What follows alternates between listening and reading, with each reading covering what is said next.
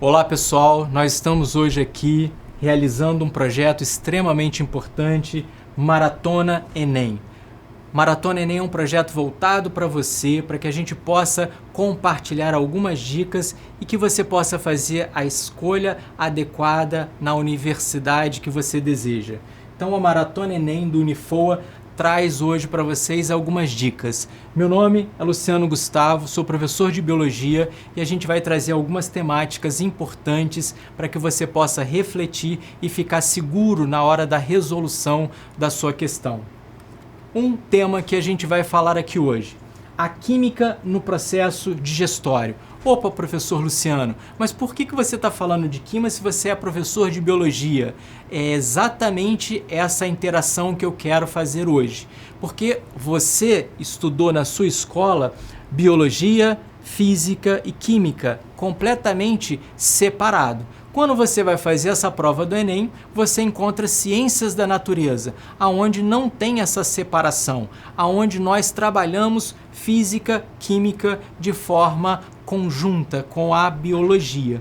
Então, você pode sentir algumas dificuldades. Você não aprendeu fazendo essa interação e é cobrado no Enem com uma questão onde a química conversa o tempo todo com a biologia e com a física. Então eu trouxe um tema para a gente poder pensar biologia e química de forma integrada.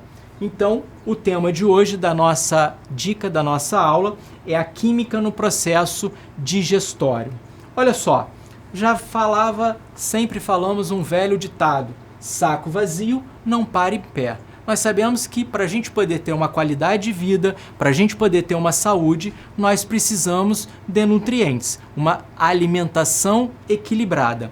Essa alimentação equilibrada passa pela ingestão de vários nutrientes.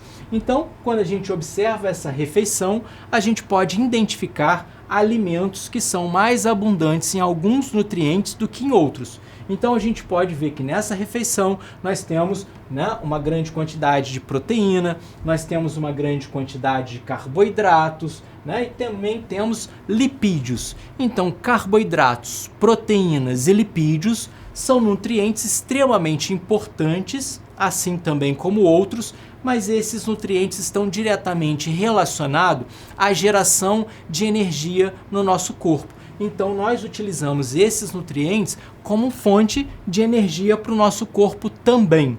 Então, esse alimento, ao ser ingerido, ele vai passar pelo sistema digestório. E o sistema digestório, ele é formado por um tubo. E esse tubo, também nele está em anexo várias glândulas extremamente importantes, como fígado, como pâncreas, que a gente vai conversar daqui a pouco. Então, esse sistema digestório recebe esse alimento. Então, ele passa pelo sistema digestório e vai receber uma série de enzimas específicas para cada nutriente. Então, nós temos a quebra de proteína relacionado com uma enzima. Então, esse alimento, ao passar pelo sistema digestório, ele vai sofrer uma série de reações químicas. Então, eu não tenho como não falar de química quando eu estou dando aula de biologia. E o Enem te cobra exatamente isso. Então, nós temos aqui a digestão iniciando na boca. A gente tem a digestão mecânica, que está intimamente relacionado com uma velocidade de reação química. Os dentes, eles têm funções de triturar esse alimento e vão partir esses alimentos em pedaços menores. Pedaços menores vão dar a possibilidade de maior área de superfície. Então a enzima vai funcionar melhor porque ela tem maior área de superfície. Então o mastigar, triturar esse alimento facilita a ação enzimática. Por isso que a mastigação ela é extremamente importante. Mas, além da digestão mecânica, dessa quebra, nós temos já na boca o início da digestão química. A saliva contém a pitialina, popularmente chamada de pitialina, que nós chamamos de amilase salivar. tem que prestar atenção na palavra lá na hora de resolução da questão. Amilase salivar, o próprio nome já está dizendo. Amilase eu posso lembrar de amido. Então é a enzima que vai quebrar o amido. Então, ao ingerir, por exemplo, um pedaço de pão, esse pão que é rico em amido será quebrado pela amilase salivar. E essa amilase salivar vai quebrar esse amido em maltose. Bom, a gente já iniciou a digestão na boca. E aí, esse alimento vai ser deglutido e vai chegar, né, aonde? No estômago. E é aqui que é o ponto da nossa aula de hoje. Então, o alimento, ao chegar no estômago, ele será também digerido. Mas que alimento, que nutriente daquele prato que a gente falou inicialmente será digerido? Então, no estômago, estamos aqui com uma série de substâncias químicas. Que substâncias são essas e aonde elas são produzidas? Nós temos na parede do estômago, tá vendo?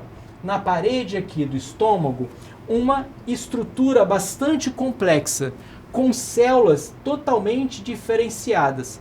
E essas células estão relacionadas na produção de uma série de substâncias químicas. Por exemplo, essa célula aqui vai produzir uma substância chamada de pepsinogênio. O que esse pepsinogênio é? Ele não faz muita coisa se ele não tiver uma substância ácida. Então, nós também temos a secreção de ácido clorídrico. Então, nós vamos ter aqui secreção de ácido clorídrico. Então, nesse estômago, essa mucosa vai estar produzindo esse pepsinogênio. Esse pepsinogênio, ele será convertido pela presença do ácido clorídrico, HCl. Esse ácido clorídrico, então, tem essa finalidade, além de outras, de transformar o pepsinogênio em pepsina. E essa pepsina, essa enzima, ela tem a função na quebra de proteína. Opa, pedi para vocês prestarem atenção nas palavras. Pepsina, eu posso lembrar de quê? De proteínas. Então o P lá na frente, proteínas. Então essa pepsina vai quebrar proteínas. Para essa pepsina funcionar adequadamente, o que precisa acontecer? Esse meio tem que estar ácido. E esse ácido, esse meio ácido com pH baixo, ele é fomentado pela presença do ácido clorídrico, do HCl. Então nós temos ali acontecendo essa reação e essa velocidade vai acontecer adequadamente porque o pH está baixo. Quem deixa o pH baixo? O ácido clorídrico. Ok? Bom, olha só, algumas pessoas têm problemas relacionados ao esfíncter. Esse ácido clorídrico, ele não chega aqui nessa mucosa e vai corroer essa mucosa. Por quê? Porque numa pessoa sadia, ela vai ter o muco aqui. E esse muco protege essa mucosa. Podemos ter patologias relacionadas a isso. Então, esse ácido clorídrico, ele não corrói. Se você pegar um ácido clorídrico e jogar na pele, faz uma corrosão tremenda. E aqui, então, eu tenho esse muco protegendo. Algumas pessoas têm um refluxo e esse líquido pode subir e acaba dando uma queimação. Algumas pessoas, com essa queimação, com esse sintoma, o que eles fazem? Eles tomam medicamentos. Quais medicamentos essas pessoas acabam tomando? Lembrando que todo medicamento tem que ser prescrito pelo serviço de saúde por um médico. Mas algumas pessoas acabam em casa tomando alguns medicamentos. Um medicamento que a pessoa toma é o leite de magnésio. O que é o leite de magnésio? Como é que ele vai funcionar ali naquele estômago? O leite de magnésio é uma substância básica. Então, ele é uma substância que nós chamamos de hidróxido de magnésio. Então, popularmente, nós chamamos de leite de magnésio, que é o nome comercial. Olha para a fórmula dele aqui, ó. MgOH2. Estão vendo aqui? Se você está olhando OH à direita, opa, vamos relembrar rápido. Eu estou tendo aqui o quê? Uma base, tá vendo? Então, o leite de magnésio, ele é uma base. No meu estômago eu tenho ácido clorídrico. Lembrando sempre daquela diquinha. Olha, H na frente, ácido. Então, o que, que eu tenho? Uma base e eu tenho um ácido. O que, que vai acontecer? Olha, esse cátion Mg aqui, que é positivo, vai se ligar com esse ânion aqui, ó. Tá vendo? Cl-. Então, o Mg se liga com o Cl. Esse hidrogênio, esse outro hidrogênio, H2O. Então, eu tenho aqui, ó, Mg, aqui se ligou o Cl. Então, formou o quê? Cloreto de magnésio, mais água. Então, quando aquela pessoa toma uma base, o hidróxido de magnésio, reage com ácido clorídrico e forma sal e água. Formou cloreto de magnésio e formou a água. Aquela máxima, vamos dizer, da química que vocês aprendem.